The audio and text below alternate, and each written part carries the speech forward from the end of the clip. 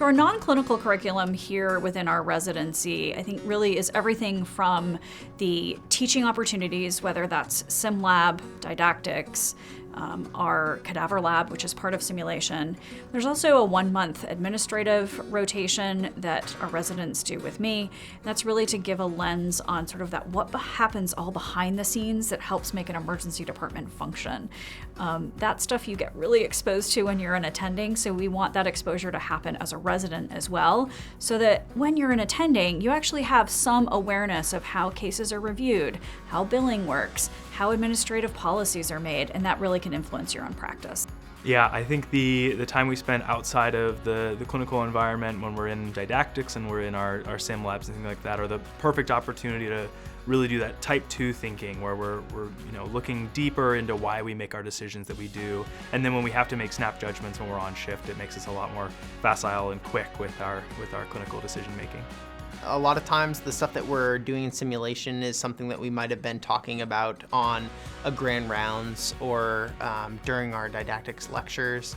And sometimes the simulation is just based on, someone in the department had a recent case with a really critical procedure or something like that and was able to give feedback to say, this is one of those halo procedures that we don't really do that often, and this was my experience with it. I think it would be beneficial for the residents to be able to sim it. I think you can only really learn when you're in a comfortable environment and you're able to relax enough and breathe and really think about what's going on. That's when you retain the most.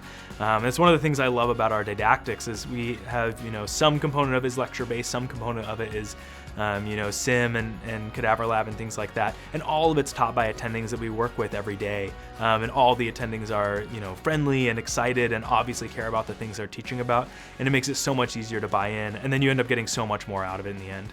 A huge part of what I think we have to offer our residents is a really wide breadth of training experience. And with that, an incredibly robust skill set to be able to walk out of here and take care of patients with the most nuanced, kind of rarest of diseases in an environment like UVMMC, or step out and practice critical access hospital care with really resource-limited setting and have to provide the same care with a very different set of rules and opportunities.